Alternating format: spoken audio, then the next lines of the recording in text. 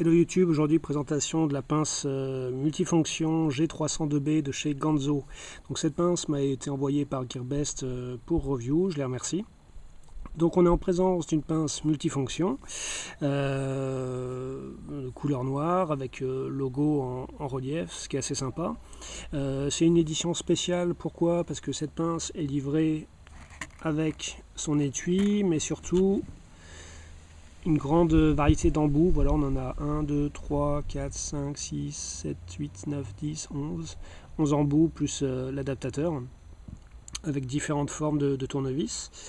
Donc pour commencer avec la pince, donc un revêtement, je ne sais pas si c'est une anodisation ou une autre technique, mais en tout cas c'est vraiment très très propre, c'est satiné, esthétiquement ça me plaît. Au niveau de la conception, ce qui est vraiment très très appréciable, c'est que tous les outils, à part la pince évidemment, sont accessibles sans avoir à déplier la pince elle-même, et que tous les outils disposent d'un verrouillage. Donc dès qu'on sort une lame, par exemple ici une lame de couteau, notez au passage l'ergot de pouce, on a un verrouillage, donc c'est plutôt sécurisant et ça c'est vraiment bien. Donc au niveau de la dotation en outils, qu'est-ce qu'on va trouver? On va trouver, donc que j'ai sorti juste avant, la lame de couteau, très standard, type drop point. L'acier, on est sur du 440, sans que soit précisé la sous-famille, donc je ne sais pas si c'est du A, B ou C. Ça coupe tout à fait correctement.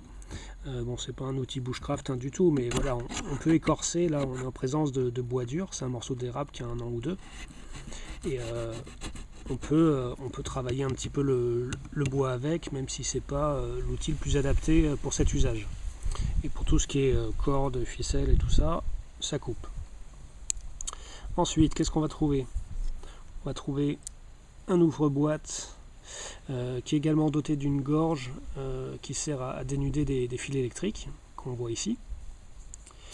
On va trouver également de quoi fixer un morceau de ficelle pour sécuriser l'outil si on le souhaite, ou l'avoir autour du cou, ou qu'importe.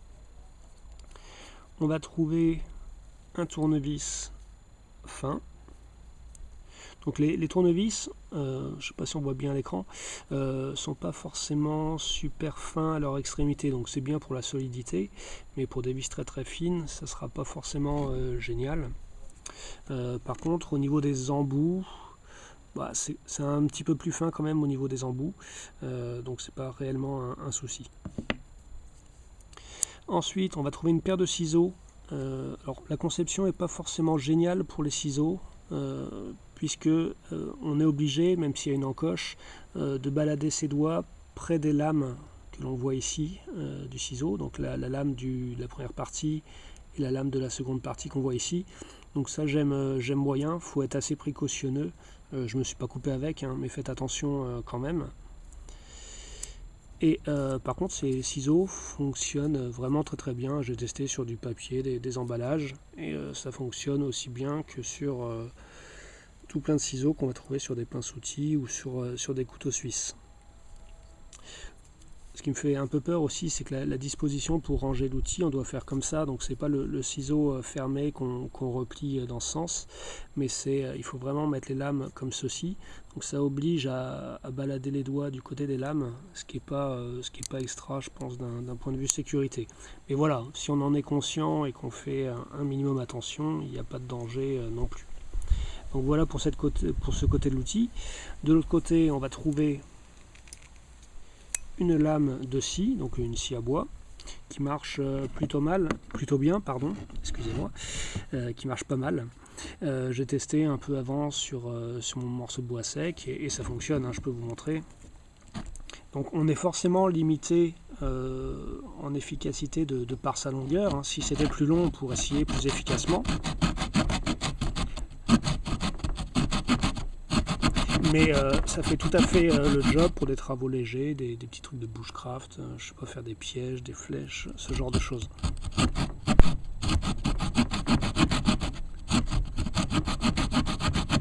Donc là, sans forcer, parce que je voulais pas faire trop de vibrations, mais on voit que la lame pénètre plutôt bien. l'ergonomie est pas mauvaise, hein. Je me fais pas mal au doigt en fait. Bon, il n'y a pas de manche autour du manche de la pince, mais voilà, tout est bien plat, donc le pouce va pas du tout souffrir. Et on voit qu'on arrive à faire des encoches qui sont très propres, très profondes, et donc c'est comparable. Je dirais c'est 80% de l'efficacité de la scie d'un couteau suisse par exemple. Ensuite, après cette scie, on va trouver un alaisoir qui est présenté également comme une aiguille d'appoint, mais je ne vois pas coudre quoi que ce soit avec cet outil de par sa largeur et par le fait qu'il coupe. Il est bien futé des deux côtés, hein, c'est pas une lame chisel, ce qui fait que par contre pour percer, alaiser, c'est vraiment très très efficace. Là j'ai déjà fait 2 trous pour tester, on va en faire un autre. Donc au début pression légère histoire de pas déraper, j'accélère un peu, donc le fait que l'alaisoir soit affûté, on a bien un enlèvement de matière et ça creuse assez rapidement même si mon morceau de bois est bien dur.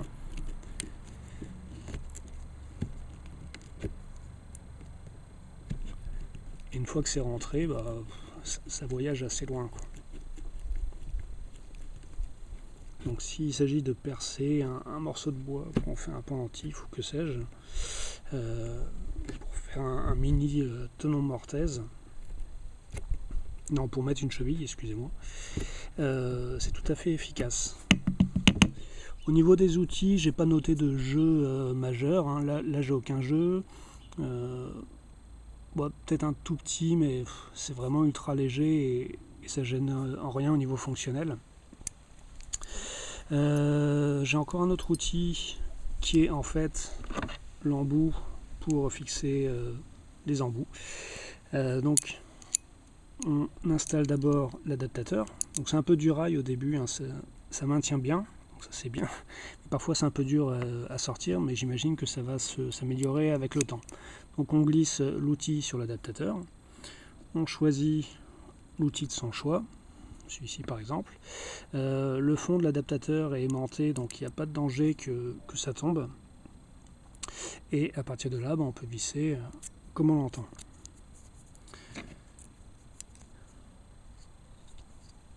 Et enfin, il y a un dernier outil qui est proposé, qui est une seconde lame de couteau, mais cette fois-ci avec des serrations, qui va permettre de tailler dans tout ce qui est matériaux fibreux, type corde, toile de jute et que sais-je.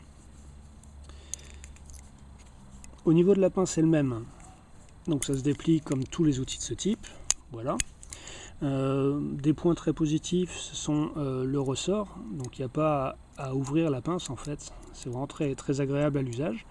Autre point positif, c'est que les lames du coupe-fil sont changeables. Donc on peut les remplacer, on trouve sur Gearbest des lames de remplacement, et donc voilà, si on a un usage assez fréquent et assez bourrin de cette partie de l'outil, voilà, on peut remplacer les lames. Au niveau de la pince elle-même, là il n'y a vraiment aucun jeu perceptible. C'est graissé comme il faut, on voit ici qu'il y a même un excédent de graisse. Franchement c'est un outil très propre. Donc ce que j'en pense de cette pince, donc de ce modèle 302B, plutôt du bien, dans le sens où les finitions sont propres, c'est fonctionnel, c'est livré avec des embouts. Il y a un étui en nylon qui est fourni, qui est de qualité correcte, hein, même si je ne suis pas fou des boutons pression. Voilà, c'est un outil qui est bien exécuté. Ce que j'aime un peu moins, mais ça c'est plutôt du ressenti personnel et c'est pas un jugement sur l'outil, c'est que l'outil est assez lourd. On est dans les 300 grammes, donc c'est le poids d'un Liverman Wave en gros. Donc c'est assez lourd, c'est pas l'outil que je prendrai en EDC, c'est pas un défaut de conception, c'est juste que moi j'opterais plutôt en EDC, donc quelque chose que je porte vraiment dans mon sac pour quelque chose de plus léger. Donc moi j'utilise un Juice de chez Liverman par exemple. Il faut voir que chez Ganzo, vous avez également des outils de plus petite taille que celui-là, donc c'est peut-être quelque chose à explorer, mais c'est un outil qui trouverait plutôt sa place dans une caisse à outils, dans la boîte à gants d'un véhicule. Au niveau esthétique, j'aime bien cette alliance du noir et du rouge. Après, personnellement, moi j'aime bien les outils avec des arêtes droites plutôt que des formes arrondies comme ça. Mais ça, c'est vraiment un jugement personnel. Surtout que c'est plutôt un plus en fait cette forme, parce que la prise en main est meilleure en fait avec ces courbes. Mais voilà, au niveau du pur esthétisme, moi j'aime bien les formes un peu minimales et donc les arêtes qui sont droites. Donc voilà, un bon outil, surtout si on considère son prix. Donc c'est environ 30 ou 32 euros actuellement sur Gearbest. Donc pour ce prix là, franchement ça les vaut. C'est pas un investissement qui est perdu. C'est pas l'outil ultime, hein. On n'est pas sur du Liverman, mais à ce prix là c'est vachement mieux que des choses qu'on trouverait au même prix dans des supermarchés français qui seraient du non-M. Vous avez quand même pas mal de fonctionnalités, quelque chose qui est plaisant au niveau esthétique. Donc voilà, j'en pense du bien de cet outil, même si ce ne serait pas mon choix numéro 1 pour l'EDC. Après, avoir peut-être dans un futur, peut-être une revue d'un de leurs modèles qui sont un peu plus petits et qui tiendraient davantage en poche. Mais voilà. Donc c'était la revue du G302B. Je me souviens jamais de la référence, de chez Ganzo. Merci d'avoir visionné cette vidéo. N'hésitez pas à vous abonner ou à laisser des commentaires. N'hésitez pas non plus à aller consulter le blog Tactical Nerd, donc tactical comme tactical, nerd N-E-R-D. Et je vous dis à bientôt pour une prochaine revue ou présentation de matériel ou astuces tactiques. Voilà YouTube, bye.